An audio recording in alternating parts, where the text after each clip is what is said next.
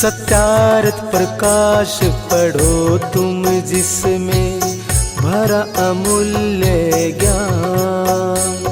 सरल सिद्धांत सुगम रास्ता सत्य वचन लियो मेरे मान। सत्यार्थ प्रकाश पढ़ो तुम जिसमें भरा अमूल्य ज्ञान।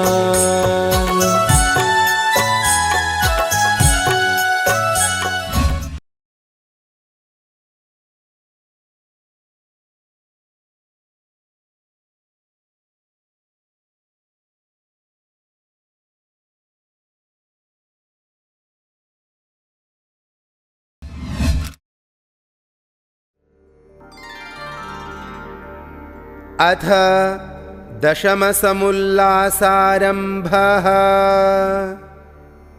अथाचारानाचार भक्ष्याभक्ष्यविषयान् व्याख्यास्यामः। अब जो धर्मयुक्त कामों का आचरण, सुशीलता, सत्पुरुषों का संग और सद्विद्या के ग्रहण में रुचि आदि आचार और इनसे विपरीत अनाचार कहलाता है, उसको लिखते हैं। विद्वद्भिः सेवितः सद्भिर्नित्यमद्वेषरागिभिः हृदयेनाभ्यनुज्ञातो यो धर्मस्तन्निबोधत। कामात्मता न प्रशस्ता न चैवेहास्त्यकामता। काम्यो हि वेदाधिगमः कर्मयोगश्च वैदिकः। संकल्पमूलः कामो वै यज्ञाः संकल्पसंभवाः। व्रतानि यमधर्माश्च सर्वे संकल्पजाः स्मृताः। अकामस्य क्रिया काचिद् दृश्यते नेह करिहिचित्। यद्यद्धि कुरुते किंचित् तत् तत् कामस्य चेष्टितम्। वेदोऽखिलो धर्ममूलम् स्मृतिशीले च तद्विदाम्। आचारश्चैव साधूनाम् आत्मनस्तुष्टिरेव च। सर्वं तु समवेक्ष्येदं निखिलं ज्ञानचक्षुषा। श्रुतिप्रामाण्यतो विद्वान् स्वधर्मे निविशेत वै। श्रुति स्मृत्युदितं धर्ममनुतिष्ठन् हि मानवः। इह कीर्तिमवाप्नोति प्रेत्य चानुत्तमं सुखम्। योऽवमन्येत ते मूले हेतुशास्त्राश्रयाद् द्विजः। स साधुभिर्बहिष्कार्यो नास्तिको वेदनिन्दकः।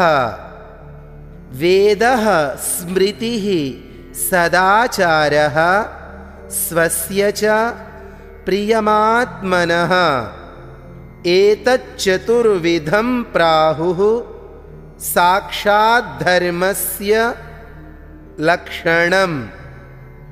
अर्थकामेष्वसक्तानां धर्मज्ञानं विधीयते। धर्मं जिज्ञासमानानां प्रमाणं परमं श्रुतिः। वैदिकैः कर्मभिः पुण्यैर्निषेकादिर्द्विजन्मनां। कार्यः शरीरसंस्कारः पावनः प्रेत्यचेह च। केशान्तः षोडशे वर्षे ब्राह्मणस्य विधीयते राजन्यबन्धोर्द्वाविंशे वैश्यस्य द्व्यधिके ततः। मनुस्मृति अध्याय 2। मनुष्यों को सदा इस बात पर ध्यान रखना चाहिए कि जिसका सेवन राग द्वेष रहित विद्वान लोग नित्य करें, जिसको हृदय अर्थात आत्मा से सत्य कर्तव्य जाने, वही धर्म माननीय और करणीय है। क्योंकि इस संसार में अत्यंत कामात्मता और निष्कामता श्रेष्ठ नहीं है। वेदार्थ ज्ञान और वेदोक्त कर्म ये सब कामना ही से सिद्ध होते हैं। जो कोई कहे कि मैं निरिच्छ और निष्काम हूं वह हो जाऊं, तो वह कभी नहीं हो सकता। क्योंकि सब काम अर्थात यज्ञ, सत्य भाषण आदि व्रत, यम नियम रूपी धर्म आदि संकल्प ही से बनते हैं। क्योंकि जो हस्त, पाद, नेत्र, मन आदि चलाए जाते हैं वे सब कामना ही से चलते हैं। जो इच्छा ना हो तो आंख का खोलना और मीचना भी नहीं हो सकता। इसलिए संपूर्ण वेद, मनुस्मृति तथा ऋषि प्रणीत शास्त्र सत्पुरुषों का आचार और जिस जिस कर्म में अपना आत्मा प्रसन्न रहे, अर्थात भय, शंका, लज्जा जिसमें ना हो, उन कर्मों का सेवन करना उचित है। देखो, जब कोई मिथ्या भाषण, चोरी आदि की इच्छा करता है, तभी उसके आत्मा में भय, शंका, लज्जा अवश्य उत्पन्न होती है। इसलिए वह कर्म करने योग्य नहीं। मनुष्य संपूर्ण शास्त्र, वेद, सत्पुरुषों का आचार अपने आत्मा के अविरुद्ध अच्छे प्रकार विचार कर, ज्ञान नेत्र करके श्रुति प्रमाण से स्वात्मानुकूल धर्म में प्रवेश करे। क्योंकि जो मनुष्य वेदोक्त धर्म और जो वेद से अविरुद्ध स्मृति युक्त धर्म का अनुष्ठान करता है, वह इस लोक में कीर्ति और मर के सर्वोत्तम सुख को प्राप्त होता है। श्रुति वेद और स्मृति धर्मशास्त्र को कहते हैं। इनसे सब कर्तव्य अकर्तव्य का निश्चय करना चाहिए। जो कोई मनुष्य वेद और वेदानुकूल आप्त ग्रंथों का अपमान करे, उसको श्रेष्ठ लोग जाति बाह्य कर दें। क्योंकि जो वेद की निंदा करता है वही नास्तिक कहलाता है। इसलिए वेद, स्मृति, सत्पुरुषों का आचार और अपने आत्मा के ज्ञान से अविरुद्ध प्रियाचरण, ये चार धर्म के लक्षण अर्थात इन्हीं से धर्म लक्षित होता है। परंतु जो द्रव्यों के लोभ और काम अर्थात विषय सेवा में फंसा हुआ नहीं होता, उसी को धर्म का ज्ञान होता है। जो धर्म को जानने की इच्छा करें, उनके लिए वेद ही परम प्रमाण है। इसी से सब मनुष्यों को उचित है कि वेदोक्त पुण्य रूप कर्मों से ब्राह्मण, क्षत्रिय, वैश्य अपने संतानों का निषेक आदि संस्कार करें, जो इस जन्म व पर जन्म में पवित्र करने वाला है। ब्राह्मण के 16वें, क्षत्रिय के 22वें और वैश्य के 24वें वर्ष में केशांत कर्म और मुंडन हो जाना चाहिए। अर्थात इस विधि के पश्चात केवल शिखा को रख के अन्य दाढ़ी, मूंछ और सिर के बाल सदा मुंडवाते रहना चाहिए। अर्थात पुनः कभी ना रखना। और जो शीत प्रधान देश हो तो कामचार है, चाहे जितने केश रखे। और जो अति उष्ण देश हो तो सब शिखा सहित छेदन करा देना चाहिए। क्योंकि सिर में बाल रहने से उष्णता अधिक होती है और उससे बुद्धि कम हो जाती है। दाढ़ी मूछ रखने से भोजन पान अच्छे प्रकार नहीं होता और उच्छिष्ट भी बालों में रह जाता है। इंद्रियाणां विचरतां विषयेष्वपहारिषु संयमे यत्नमातिष्ठेद् विद्वान् यन्तेव वाजिनाम्। इंद्रियाणां प्रसंगेन दोषं रिच्छत्य संशयम् सन्नियम्यतु तान्येव ततः सिद्धिं नियच्छति। न जातु कामः कामानाम् उपभोगेन शाम्यति। हविषा कृष्णवर्त्मेव भूय एवाभिवर्धते। वेदास्त्यागश्च यज्ञाश्च नियमाश्च तपांसि च न विप्रदुष्टभावस्य सिद्धिं गच्छन्ति करिहिचित्। वशे कृत्वेन्द्रियग्रामं संयम्य च मनस्तथा सर्वान् संसाधयेदर्थान् अक्षिण्वन् योगतस्तनुम्। श्रुत्वा स्पृष्ट्वा च दृष्ट्वा च भुक्त्वा घ्रात्वा च यो नरः न हृष्यति ग्लायति वा स विज्ञेयो जितेन्द्रियः। नापृष्टः कस्यचित् ब्रूयान् न चान्यायेन पृच्छतः। जानन्नपि हि मेधावी जडवल्लोक आचरेत्। वित्तं बन्धुर्वयः कर्म विद्या भवति पंचमी। एतानि मान्यस्थानानि गरीयो यद्यदुत्तरम्। अज्जो भवति वै बालः पिता भवति मंत्रदः। अज्जं हि बालमित्याहुः पितेत्येव तु मंत्रदम्। न हायनैर्न पलितैर्न वित्तेन न बन्धुभिः। ऋषयश्चक्रिरे धर्मं योऽनुचानः स नो महान्। विप्राणां जानतो ज्यैष्ठ्यं क्षत्रियाणां तु वीर्यतः।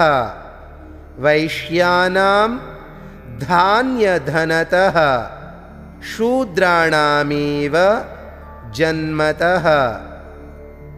न तेन वृद्धो भवति येनास्यं पलितं शिरः। यो वै युवाप्यधीयानस्तं देवाः स्थविरं विदुः। यथा काष्ठमयो हस्ती यथा चर्ममयो मृगः। यश्च विप्रो अनधीयानस्त्रयस्ते नाम बिभ्रति। अहिंसयैव भूतानां कार्यं श्रेयोनुशासनम्। वाक्चैव मधुरा श्लक्ष्णा प्रयोज्या धर्ममिच्छता। मनुस्मृति अध्याय 2। मनुष्य का यही मुख्य आचार है कि जो इंद्रियां चित्त का हरण करने वाले विषयों में प्रवृत्त कराती हैं उनको रोकने में प्रयत्न करे। जैसे घोड़ों को सारथी रोककर शुद्ध मार्ग में चलाता है, इस प्रकार इनको अपने वश में करके अधर्म मार्ग से हटा के धर्म मार्ग में सदा चलाया करे। क्योंकि इंद्रियों को विषयासक्ति और अधर्म में चलाने से मनुष्य निश्चित दोष को प्राप्त होता है, और जब इनको जीतकर धर्म में चलाता है तभी अभीष्ट सिद्धि को प्राप्त होता है। यह निश्चय है कि जैसे अग्नि में ईंधन और घी डालने से बढ़ता जाता है, वैसे ही कामों के उपभोग से काम शांत कभी नहीं होता, किंतु बढ़ता ही जाता है। इसलिए मनुष्य को विषय आसक्त कभी ना होना चाहिए। जो अजितेंद्रिय पुरुष हैं उसको विप्र दुष्ट कहते हैं। उसके करने से ना वेद ज्ञान, ना त्याग, ना यज्ञ, ना नियम और ना धर्माचरण सिद्धि को प्राप्त होते हैं, किंतु ये सब जितेंद्रिय धार्मिक जन को सिद्ध होते हैं। इसलिए 5 कर्म, 5 ज्ञानेंद्रिय और 11वें मन को अपने वश में करके युक्ताहार विहार योग से शरीर की रक्षा करता हुआ सब अर्थों को सिद्ध करे।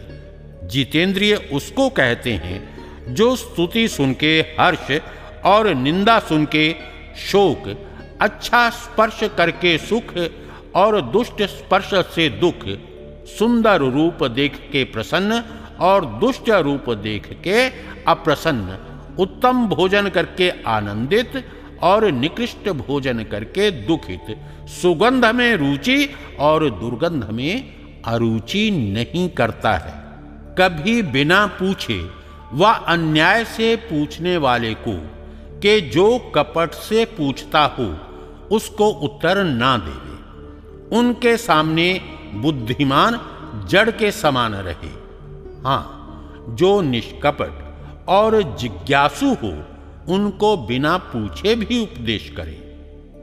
एक धन, दूसरे बंधु कुटुंब कुल, तीसरी अवस्था, चौथा उत्तम कर्म और 5वीं श्रेष्ठ विद्या, ये 5 मान्य के स्थान हैं। परंतु धन से उत्तम बंधु, बंधु से अधिक अवस्था, अवस्था से श्रेष्ठ कर्म और कर्म से पवित्र विद्या वाले उत्तरोत्तर अधिक माननीय हैं। क्योंकि चाहे 100 वर्ष का भी हो, परंतु जो विद्या विज्ञान रहित है वह बालक, और जो विद्या विज्ञान का दाता है उस बालक को भी वृद्ध मानना चाहिए। क्योंकि सब शास्त्र आप्त विद्वान अज्ञानी को बालक और ज्ञानी को पिता कहते हैं। अधिक वर्षों के बीतने, श्वेत बाल के होने, अधिक धन से और बड़े कुटुंब के होने से वृद्ध नहीं होता, किंतु ऋषि महात्माओं का यही निश्चय है कि जो हमारे बीच में विद्या विज्ञान में अधिक है वही वृद्ध पुरुष कहाता है। ब्राह्मण ज्ञान से, क्षत्रिय बल से, वैश्य धन धान्य से और शूद्र जन्म अर्थात अधिक आयु से वृद्ध होता है। सिर के बाल श्वेत होने से बुढ़ा नहीं होता, किंतु जो युवा विद्या पढ़ा हुआ है उसी को विद्वान लोग बड़ा जानते हैं, और जो विद्या नहीं पढ़ा है वह जैसा काष्ठ का हाथी, चमड़े का मृग होता है, वैसा अविद्वान मनुष्य जगत में नाम मात्र मनुष्य कहाता है। इसलिए विद्या पढ़ विद्वान धर्मात्मा होकर निर्वैरता से सब प्राणियों के कल्याण का उपदेश करे, और उपदेश में वाणी मधुर और कोमल बोले। जो सत्य उपदेश से धर्म की वृद्धि और अधर्म का नाश करते हैं वे पुरुष धन्य हैं। नित्य स्नान, वस्त्र, अन्न, पान, स्थान सब शुद्ध रखे, क्योंकि इनके शुद्ध होने में चित्त की शुद्धि और आरोग्यता प्राप्त होकर पुरुषार्थ बढ़ता है। शौच उतना करना योग्य है कि जितने से मल दुर्गंध दूर हो जाए। आचार्यः परमो धर्मः श्रुत्युक्तः स्मार्त एव च। यह मनुस्मृति का वचन है।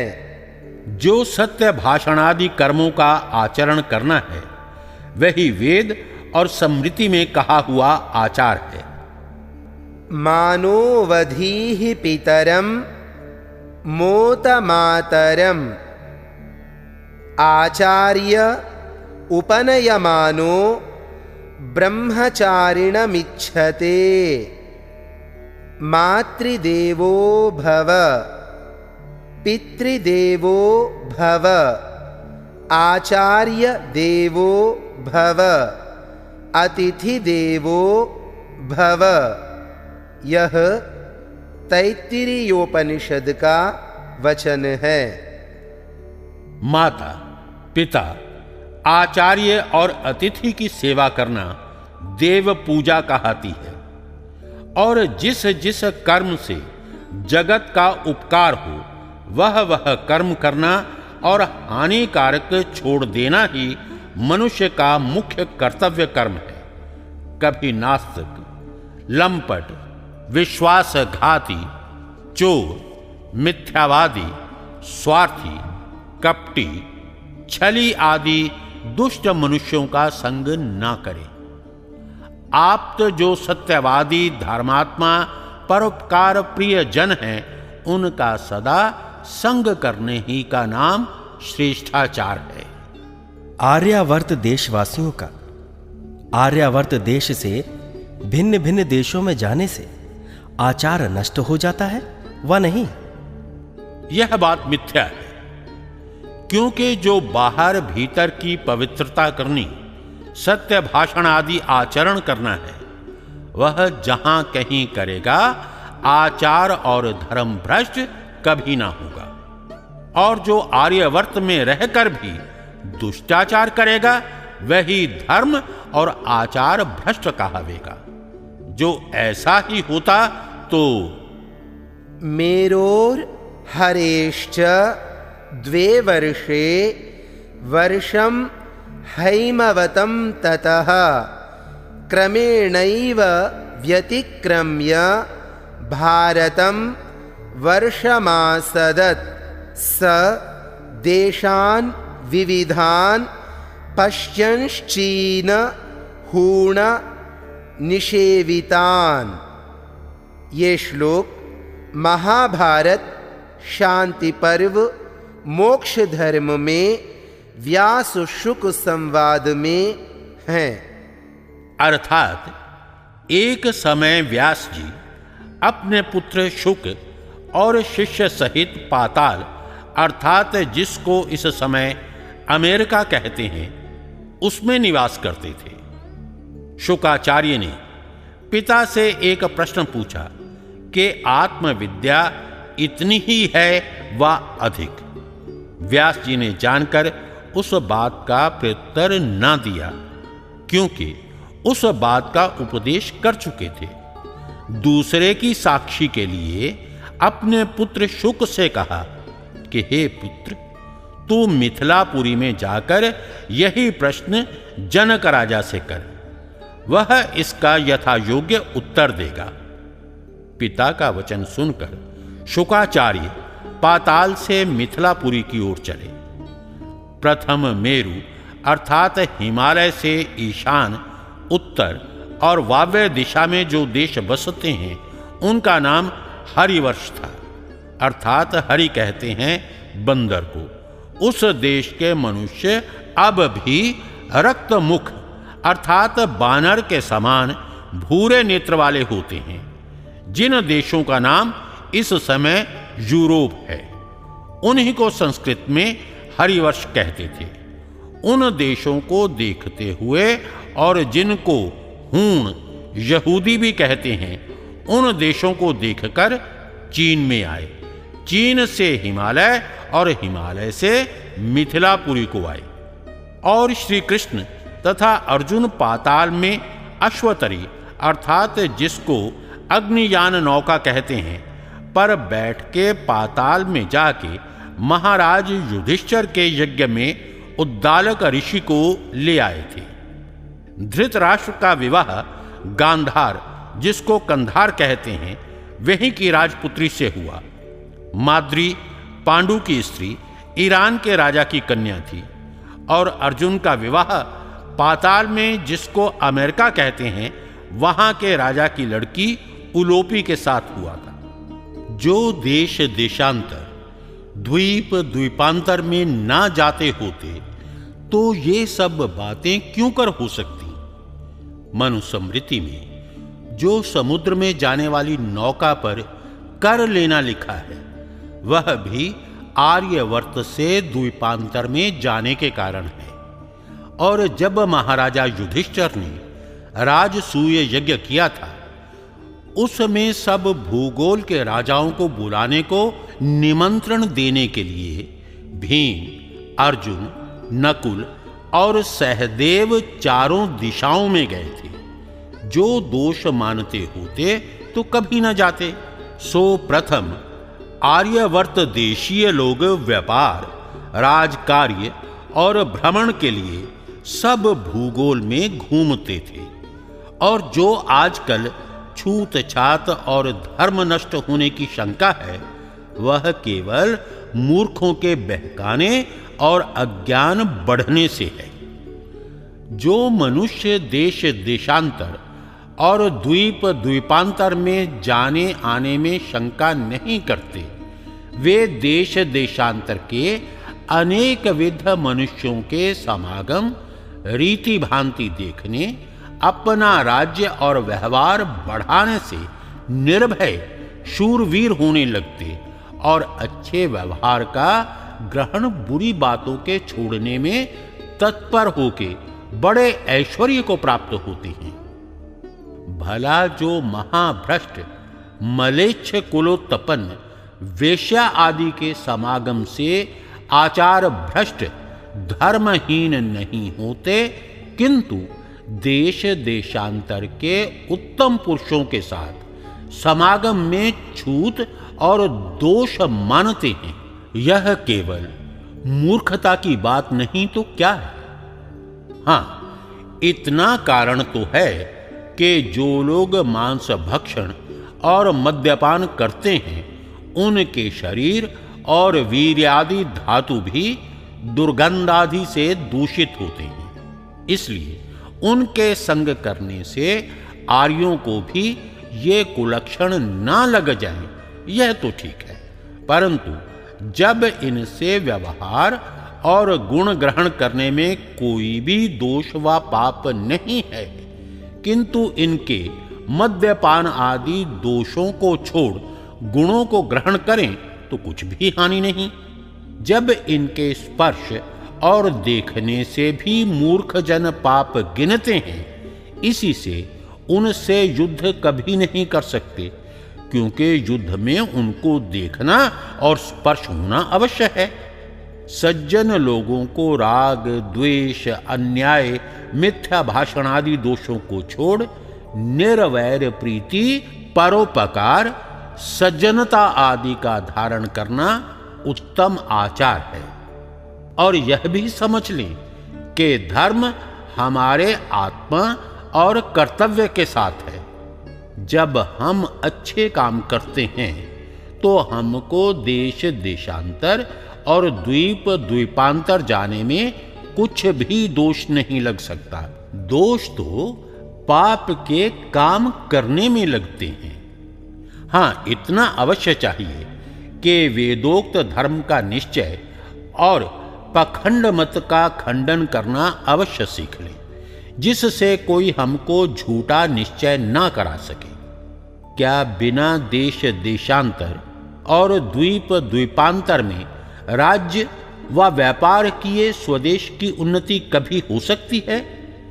जब स्वदेश ही में स्वदेशी लोग व्यवहार करते और परदेशी स्वदेश में व्यवहार व राज्य करें, तो बिना दारिद्र्य और दुख के दूसरा कुछ भी नहीं हो सकता। पाखंडी लोग यह समझते हैं कि जो हम इनको विद्या पढ़ावेंगे और देश देशांतर में जाने की आज्ञा देवेंगे तो ये बुद्धिमान होकर हमारे पाखंड जाल में ना फंसने से हमारी प्रतिष्ठा और जीविका नष्ट हो जाएगी। इसीलिए भोजन छादन में बखेड़ा डालते हैं कि वे दूसरे देश में ना जा सके।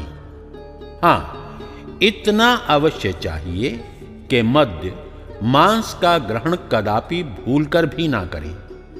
क्या सब बुद्धिमानों ने यह निश्चय नहीं किया है कि जो राजपुरुषों में युद्ध समय में भी चौका लगाकर रसोई बना के खाना अवश्य पराजय का हेतु है, किंतु क्षत्रिय लोगों का युद्ध में एक हाथ से रोटी खाते, जल पीते जाना और दूसरे हाथ से शत्रुओं को घोड़े, हाथी, रथ पर चढ़ व पैदल होके मारते जाना, अपना विजय करना ही आचार और पराजित होना अनाचार है। इसी मूढ़ता से इन लोगों ने चौका लगाते लगाते, विरोध करते कराते सब स्वातंत्र्य, आनंद, धन, राज्य, विद्या और पुरुषार्थ पर चौका लगाकर हाथ पर हाथ धरे बैठे हैं और इच्छा करते हैं कि कुछ पदार्थ मिले तो पकाकर खावें, परंतु वैसा ना होने पर जानो सब आर्यवर्त देश भर में चौका लगा के सर्वथा नष्ट कर दिया है। हाँ, जहां भोजन करें उस स्थान को धोने, लेपन करने, झाड़ू लगाने, कूड़ा करकट दूर करने में प्रयत्न अवश्य करना चाहिए, ना कि मुसलमान व ईसाइयों के समान भ्रष्ट पाकशाला करना। सखरी निखरी क्या है? सखरी जो जल आदि में अन्न पकाए जाते और जो घी दूध में पकाते हैं वह निखरी अर्थात चोखी। यह भी इन धूर्तों का चलाया हुआ पाखंड है, क्योंकि जिसमें घी दूध अधिक लगे उसको खाने में स्वाद और उदर में चिकना पदार्थ अधिक जावे, इसलिए यह प्रपंच रचा है। नहीं तो जो अग्नि व काल से पका हुआ पदार्थ पक्का और ना पका हुआ कच्चा है, जो पक्का खाना और कच्चा ना खाना है यह भी सर्वत्र ठीक नहीं, क्योंकि चने आदि कच्चे भी खाए जाते हैं। द्विज अपने हाथ से रसोई बना के खावे व शूद्र के हाथ की बनाई खावे। शूद्र के हाथ की बनाई खावें, क्योंकि ब्राह्मण, क्षत्रिय और वैश्य वर्णस्थ स्त्री पुरुष विद्या पढ़ाने, राज्य पालने और पशुपालन, खेती और व्यापार के काम में तत्पर रहे और शूद्र के पात्र में तथा उसके घर का पका हुआ अन्न आप्तकाल के बिना न खावे। सुनो प्रमाण। आर्याधिष्ठिता वा शूद्राः संस्कर्तारः स्युः, यह आपस्तंभ का सूत्र है। आर्यों के घर में शूद्र अर्थात मूर्ख स्त्री पुरुष पाक आदि सेवा करें, परंतु वे शरीर, वस्त्र आदि से पवित्र रहें। आर्यों के घर में जब रसोई बनावें तब मुख बांध के बनावें, क्योंकि उनके मुख से उच्छिष्ट और निकला हुआ श्वास भी अन्न में ना पड़े। 8वें दिन क्षौर नख छेदन करावें, स्नान करके पाक बनाया करें, आर्यों को खिला के आप खावें। शूद्र के छुए हुए पके अन्न के खाने में जब दोष लगाते हैं तो उसके हाथ का बनाया कैसे खा सकते हैं? यह बात कपोल कल्पित झूठी है, क्योंकि जिन्होंने गुड़, चीनी, घृत, दूध, पिशान, शाक, फल, मूल खाया, उन्होंने जानो सब जगत भर के हाथ का बनाया और उच्छिष्ट खा लिया। क्योंकि जब शूद्र, चमार, भंगी, मुसलमान, ईसाई आदि लोग खेतों में से ईख को काटते, छीलते, पील कर रस निकालते हैं, तब मल मूत्रोत्सर्ग करके उन्हें बिना धोए हाथों से छूते, उठाते, धरते, आधा सांठा चूस रस पी के आधा उसी में डाल देते और रस पकाते समय उस रस में रोटी भी पकाकर खाते हैं। जब चीनी बनाते हैं तब पुराने जूते के जिसके तले में विष्ठा, मूत्र, गोबर, धूली लगी रहती है, उन्हीं जूतों से उसको रगड़ते हैं। दूध में अपने घर के उच्छिष्ट पात्रों का जल डालते, उसी में घृतादि रखते और आटा पीसते समय भी वैसे ही उच्छिष्ट हाथों से उठाते और पसीना भी आटे में टपकता जाता है इत्यादि। और फल मूल कंद में भी ऐसी ही लीला होती है। जब इन पदार्थों को खाया तो जानो सबके हाथ का खा लिया। फल, मूल, कंद और रस इत्यादि अदृष्ट में दोष नहीं मानते। अच्छा, तो भंगी व मुसलमान अपने हाथों से दूसरे स्थान में बनाकर तुमको आके देवें तो खा लोगे व नहीं? जो कहोगे नहीं तो अदृष्ट में भी दोष है। हाँ, मुसलमान, ईसाई आदि मध्य मांसाहारियों के हाथ के खाने में आर्यों को भी मध्य मांसादि खाना पीना अपराध पीछे लग पड़ता है, परंतु आपस में आर्यों का एक भोजन होने में कोई भी दोष नहीं दिखता। जब तक एक मत, एक हानि लाभ, एक सुख दुख परस्पर ना माने, तब तक उन्नति होना बहुत कठिन है। परंतु केवल खाना पीना ही एक होने से सुधार नहीं हो सकता। किंतु जब तक बुरी बातें नहीं छोड़ते और अच्छी बातें नहीं करते, तब तक बढ़ती के बदले हानि होती है। विदेशियों के आर्यवर्त में राज्य होने के कारण आपस की फूट, मतभेद, ब्रह्मचर्य का सेवन ना करना, विद्या ना पढ़ना पढ़ाना व बाल्यावस्था में अस्वयंवर विवाह, विषयासक्ति, मिथ्या भाषण आदि कुलक्षण, वेद विद्या का अप्रचार आदि कुकर्म हैं। जब आपस में भाई भाई लड़ते हैं तभी तीसरा विदेशी आकर पंच बन बैठता है। क्या तुम लोग महाभारत की बातें जो 5 सहस्र वर्ष के पहले हुई थी उनको भी भूल गए? देखो, महाभारत युद्ध में सब लोग लड़ाई में सवारियों पर खाते पीते थे। आपस की फूट से कौरव, पांडव और यादवों का सत्यानाश हो गया सो तो हो गया, परंतु अब तक भी वही रोग पीछे लगा है। ना जाने ये भयंकर राक्षस कभी छूटेगा। वह आर्यों को सब सुखों से छुड़वाकर दुख सागर में डुबा मारेगा।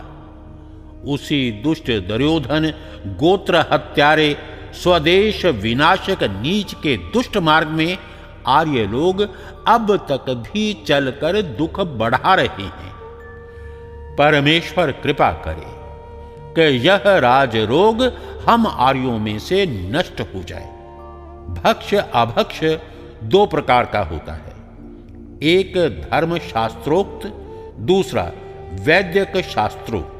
जैसे धर्म शास्त्र में अभक्ष्याणि द्विजातीनाममेध्य प्रभवाणि च, यह मनुस्मृति का वचन है।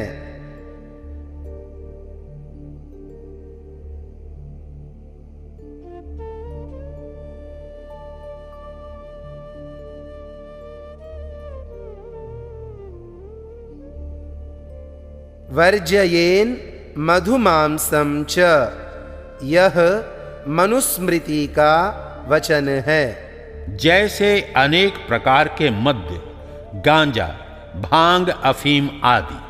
बुद्धिम लुम्पति यद द्रव्यम मदकारी तदुच्यते, जो जो बुद्धि का नाश करने वाले पदार्थ हैं उनका सेवन कभी ना करें। और जितने अन्न सड़े, बिगड़े, दुर्गंध आदि से दूषित, अच्छे प्रकार न बने हुए और मद्य, मांसाहारी, मलेच्छ कि जिनका शरीर मद्य मांस के परमाणुओं ही से पूरित है, उनके हाथ का ना खावें। जिसमें उपकारक प्राणियों की हिंसा, अर्थात जैसे एक गाय के शरीर से दूध, घी, बैल गाय उत्पन्न होने से एक पीढ़ी में 4,75,600 मनुष्यों को सुख पहुंचता है, वैसे पशुओं को ना मारे, ना मारने दें। जैसे किसी गाय से 20 सेर और किसी से 2 सेर दूध प्रतिदिन होवे, उसका मध्य भाग 11 सेर प्रत्येक गाय से दूध होता है। कोई गाय 18 और कोई 6 महीने दूध देती है, उसका भी मध्य भाग 12 महीने हुआ। अब प्रत्येक गाय के जन्म भर के दूध से 24,960 मनुष्य एक बार में तृप्त हो सकते हैं। उसके 6 बछियां, 6 बछड़े होते हैं। उनमें से 2 मर जाएं तो भी 10 रही। उनमें से 5 बछड़ियों के जन्म भर के दूध को मिलाकर 1,24,800 मनुष्य तृप्त हो सकते हैं। अब रहे 5 बैल, वे जन्म भर में 5,000 मन अन्न न्यून से न्यून उत्पन्न कर सकते हैं। उस अन्न में से प्रत्येक मनुष्य 3 पाव खावे तो 2.5 लाख मनुष्यों की तृप्ति होती है। दूध और अन्न मिलाकर 3,74,800 मनुष्य तृप्त होते हैं। दोनों संख्या मिला के एक गाय की एक पीढ़ी में 4,75,600 मनुष्य एक बार पालित होते हैं। और पीढ़ी पर पीढ़ी बढ़ाकर लिखा करें तो असंख्यात मनुष्यों का पालन होता है। इससे भिन्न बैलगाड़ी, सवारी भार उठाने आदि कर्मों से मनुष्यों के बड़े उपकारक होते हैं, तथा गाय दूध में अधिक उपकारक होती है। परंतु जैसे बैल उपकारक होते हैं, वैसे भैंसे भी हैं। परंतु गाय के दूध, घी से जितने बुद्धि वृद्धि से लाभ होते हैं, उतने भैंस के दूध से नहीं। इससे मुख्योपकारक आर्यों ने गाय को गिना है, और जो कोई अन्य विद्वान होगा वह भी इसी प्रकार समझेगा। बकरी के दूध से 25,920 आदमियों का पालन होता है। वैसे हाथी, घोड़े, ऊंट, भेड़, गधे आदि से भी बड़े उपकार होते हैं। इन पशुओं को मारने वालों को सब मनुष्यों की हत्या करने वाले जानिएगा। देखो, जब आर्यों का राज्य था, तब ये महोपकारक गाय आदि पशु नहीं मारे जाते थे। तभी आर्यवर्त व अन्य भूगोल देशों में बड़े आनंद में मनुष्यादि प्राणी वर्तते थे, क्योंकि दूध, घी, बैल आदि पशुओं की बहुताई होने से अन्न रस पुष्कल प्राप्त होते थे। जब से विदेशी मांसाहारी इस देश में आके गो आदि पशुओं के मारने वाले मद्यपानी राज्य अधिकारी हुए हैं, तब से क्रमशः आर्यों के दुख की बढ़ती होती जाती है। क्योंकि नष्टे मूले नैव फलम न पुष्पम, जब वृक्ष का मूल ही काट दिया जाए तो फल फूल कहां से हों। जो सभी अहिंसक हो जाएं, तो व्याघ्र आदि पशु इतने बढ़ जाएं कि सब गाय आदि पशुओं को मार खाएं। तुम्हारा पुरुषार्थ ही व्यर्थ जाए। यह राज पुरुषों का काम है कि जो हानिकारक पशु व मनुष्य हों, उन्हें दंड देवें और प्राण भी वियुक्त कर दें। फिर क्या उनका मांस फेंक दें?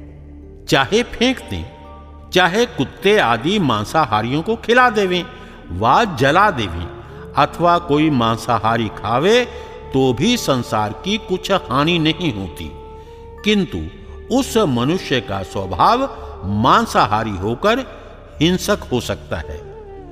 जितना हिंसा और चोरी, विश्वासघात, छल कपट आदि से पदार्थों को प्राप्त होकर भोग करना है वह अभक्ष, और अहिंसा धर्मादि कर्मों से प्राप्त होकर भोजन आदि करना भक्ष है। जिन पदार्थों से स्वास्थ्य, रोग नाश, बुद्धि बल पराक्रम वृद्धि और आयु वृद्धि होवे, उन तंडुलादि, गोधूम, फल, मूल, कंद, दूध, घी, मिष्टादि पदार्थों का सेवन यथा योग्य पाक मेल करके यथोचित समय पर मिताहार भोजन करना सब भक्ष्य कहलाता है। जितने पदार्थ अपनी प्रकृति से विरुद्ध विकार करने वाले हैं, जिस जिस के लिए जो जो पदार्थ वैदिक शास्त्र में वर्जित किए हैं, उनका सर्वथा त्याग करना, और जो जो जिसके लिए विहित हैं उन पदार्थों का ग्रहण करना, यह भी भक्ष्य है। एक साथ खाने में कुछ दोष है व नहीं? दोष है, क्योंकि एक के साथ दूसरे का स्वभाव और प्रकृति नहीं मिलती। जैसे कुष्ठी आदि के साथ खाने से अच्छे मनुष्य का भी रुधिर बिगड़ जाता है, वैसे दूसरे के साथ खाने में भी कुछ बिगाड़ ही होता है, सुधार नहीं। इसलिए नोच्छिष्टं कस्यचित् दद्यान् नाद्याच्चैव तथान्तर न चैवात्यशनं कुर्यान् न चोच्छिष्टः क्वचिद् व्रजेत। यह मनुस्मृति का वचन है। ना किसी को अपना झूठा पदार्थ दें और ना किसी के भोजन के बीच आप खावे, ना अधिक भोजन करे और ना भोजन किए पश्चात हाथ मुख धोए बिना कहीं इधर उधर जाए।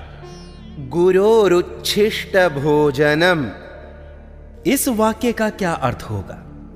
इसका यह अर्थ है कि गुरु के भोजन किए पश्चात जो पृथक अन्न शुद्ध स्थित है उसका भोजन करना, अर्थात गुरु को प्रथम भोजन करा के पश्चात शिष्य को भोजन करना चाहिए। जो उच्छिष्ट मात्र का निषेध है, तो मक्खियों का उच्छिष्ट शहद, बछड़े का उच्छिष्ट दूध और एक ग्रास खाने के पश्चात अपना भी उच्छिष्ट होता है, पुनः उनको भी ना खाना चाहिए।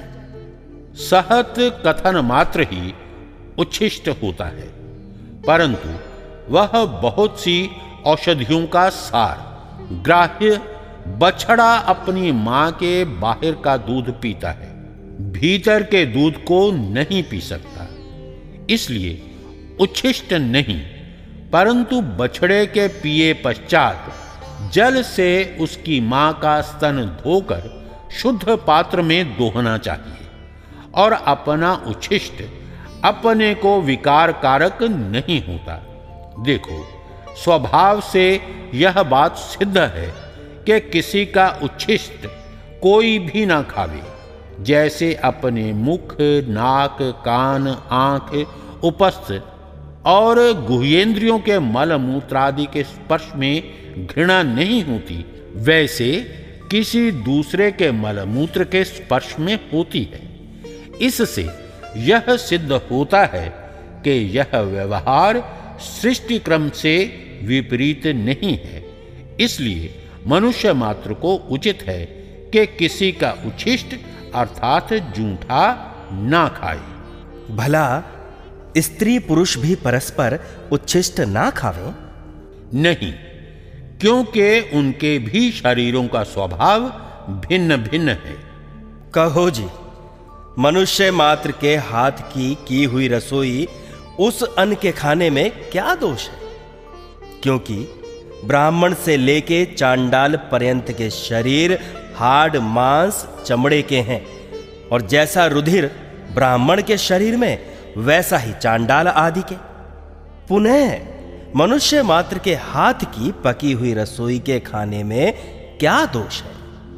दोष है, क्योंकि जिन उत्तम पदार्थों के खाने पीने से ब्राह्मण और ब्राह्मणी के शरीर में दुर्गंध आदि दोष रहित रज वीर्य उत्पन्न होता है, वैसा चांडाल और चांडाली के शरीर में नहीं, क्योंकि चांडाल का शरीर दुर्गंध के परमाणुओं से भरा होता है, वैसा ब्राह्मण आदि वर्णों का नहीं। इसलिए ब्राह्मण आदि उत्तम वर्णों के हाथ का खाना और चांडाल आदि नीच भंगी चमार आदि का ना खाना। भला जब कोई तुमसे पूछेगा कि जैसा चमड़े का शरीर माता, सास, बहन, कन्या, पुत्रवधू का है, वैसा ही अपनी स्त्री का भी है, तो क्या माता आदि स्त्रियों के साथ स्वस्त्री के समान वर्तोगे? तब तुमको संकुचित होकर चुप ही रहना पड़ेगा। जैसे उत्तम अन्न हाथ और मुख से खाया जाता है, वैसे दुर्गंध भी खाया जा सकता है। तो क्या मलादि भी खाओगे? क्या ऐसा भी कोई हो सकता है? जो गाय के गोबर से चौका लगाते हो, तो अपने गोबर से क्यों नहीं लगाते? और गोबर के चौके में जाने से चौका अशुद्ध क्यों नहीं होता? गाय के गोबर से वैसा दुर्गंध नहीं होता जैसा कि मनुष्य के मल से। यह चिकना होने से शीघ्र नहीं उखड़ता, ना कपड़ा बिगड़ता, ना मलिन होता है। जैसा मिट्टी से मैल चढ़ता है, वैसा सूखे गोबर से नहीं होता। मट्टी और गोबर से जिस स्थान का लेपन करते हैं, वह देखने में अति सुंदर होता है, और जहाँ रसोई बनती है, वहाँ भोजन आदि करने से घी, मिष्ट और उच्छिष्ट भी गिरता है। उससे मक्खी, कीड़ी आदि बहुत से जीव मलिन स्थान के रहने से आते हैं। जो उसमें झाड़ू लेपन से शुद्धि प्रतिदिन ना की जावे, तो जानो पाखाने के समान वह स्थान हो जाता है। इसलिए प्रतिदिन गोबर मिट्टी झाड़ू से सर्वथा शुद्ध रखना, और जो पक्का मकान हो तो जल से धोकर शुद्ध रखना चाहिए। इससे पूर्वोक्त दोषों की निवृत्ति हो जाती है।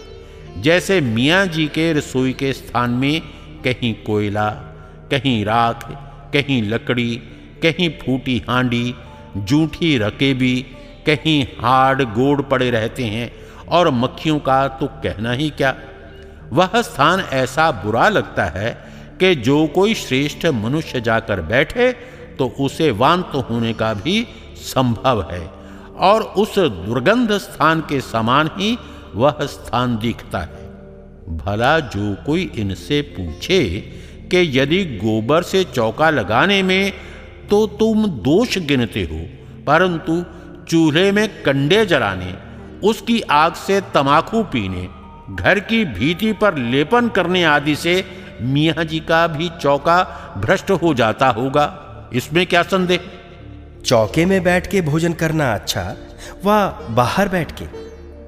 जहां पर अच्छा रमणीय सुंदर स्थान दिखे, वहां भोजन करना चाहिए। परंतु आवश्यक युद्ध आदिकों में तो घोड़े आदि यानों पर बैठ के व खड़े खड़े भी खाना पीना अत्यंत उचित है। क्या अपने ही हाथ का खाना और दूसरे के हाथ का नहीं? जो आर्यों में शुद्ध रीति से बनावे, तो बराबर सब आर्यों के हाथ का खाने में कुछ भी हानि नहीं। क्योंकि जो ब्राह्मण आदि वर्णस्थ स्त्री पुरुष रसोई बनाने, चौका देने, बर्तन भांडे मांजने आदि बखेड़ों में पड़े रहें, तो विद्या आदि शुभ गुणों की वृद्धि कभी नहीं हो सके।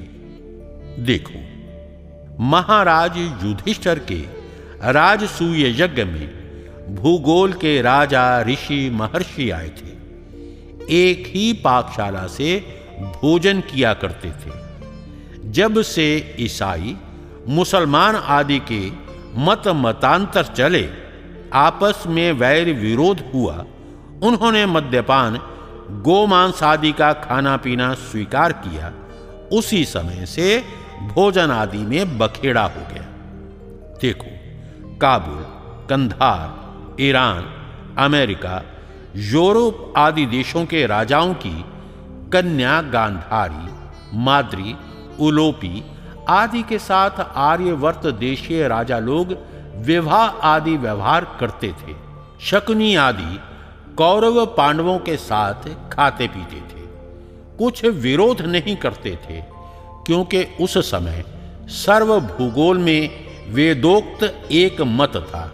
उसी में सबकी निष्ठा थी और एक दूसरे का सुख दुख, हानि लाभ आपस में अपने समान समझते थे। तभी भूगोल में सुख था। अब तो बहुत से मत वाले होने से बहुत सा दुख विरोध बढ़ गया है। इसका निवारण करना बुद्धिमानों का काम है। परमात्मा सबके मन में सत्य मत का ऐसा अंकुर डाले कि जिससे मिथ्या मत शीघ्र ही प्रलय को प्राप्त हो। इसमें सब विद्वान लोग विचार कर विरोध भाव छोड़ के अविरुद्ध मत के स्वीकार से सब जने मिलकर सबके आनंद को बढ़ावें। यह थोड़ा सा आचार अनाचार भक्ष अभक्ष विषय में लिखा। इस ग्रंथ का पूर्वार्ध इसी 10वें समूलास के साथ पूरा हो गया। इन समूलासों में विशेष खंडन मंडन इसलिए नहीं लिखा कि जब तक मनुष्य सत्य असत्य के विचार में कुछ भी सामर्थ्य न बढ़ाते, तब तक स्थूल और सूक्ष्म खंडनों के अभिप्राय को नहीं समझ सकते। इसलिए प्रथम सबको सत्य शिक्षा का उपदेश करके अब उत्तरार्ध अर्थात जिसमें 4 समूलास हैं, उनमें विशेष खंडन मंडन लिखेंगे। इन चारों में से प्रथम समूलास में आर्यवर्तीय मतांतर, दूसरे में जैनियों के, तीसरे में ईसाइयों और चौथे में मुसलमानों के मतांतरों के खंडन मंडन के विषय में लिखेंगे। और पश्चात 14वें समूलास के अंत में स्वमत भी दिखलाया जाएगा। जो कोई विशेष खंडन मंडन देखना चाहे वे इन चारों समूलासों में देखें, परंतु सामान्य करके कहीं कहीं 10 समूलासों में भी कुछ थोड़ा सा खंडन मंडन किया है। इन 14 समूलासों को पक्षपात छोड़ न्याय दृष्टि से जो देखेगा उसके आत्मा में सत्य अर्थ का प्रकाश होकर आनंद होगा। और जो हठ, दुराग्रह और ईर्ष्या से देखे सुनेगा उसको इस ग्रंथ का अभिप्राय यथार्थ विदित होना बहुत कठिन है। इसलिए जो कोई इसको यथावत ना विचारेगा वह इसका अभिप्राय ना पाकर गोता खाया करेगा। और विद्वानों का यही काम है कि सत्य असत्य का निर्णय करके सत्य का ग्रहण, असत्य का त्याग करके परम आनंदित होते हैं।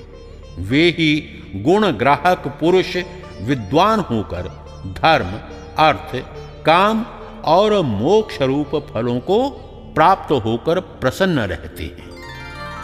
इति श्रीमद्दयानंद सरस्वती स्वामिकृते सत्यार्थ प्रकाशे सुभाषा विभूषित आचारानाचार भक्ष्याभक्ष्य विषये 10मः समुल्लासः सम्पूर्णः। समाप्तोऽयं पूर्वार्धः।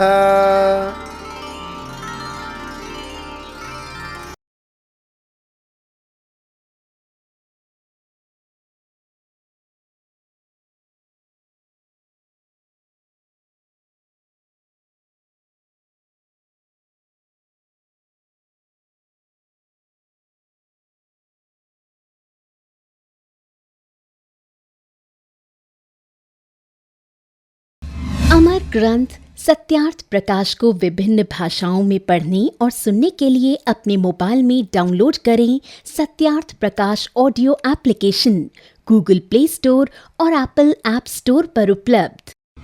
अमर ग्रंथ सत्यार्थ प्रकाश को घर बैठे प्राप्त करने के लिए हमारी वेबसाइट वैदिकप्रकाशन.com पर जाएं अथवा 9540040339 पर व्हाट्सएप करें।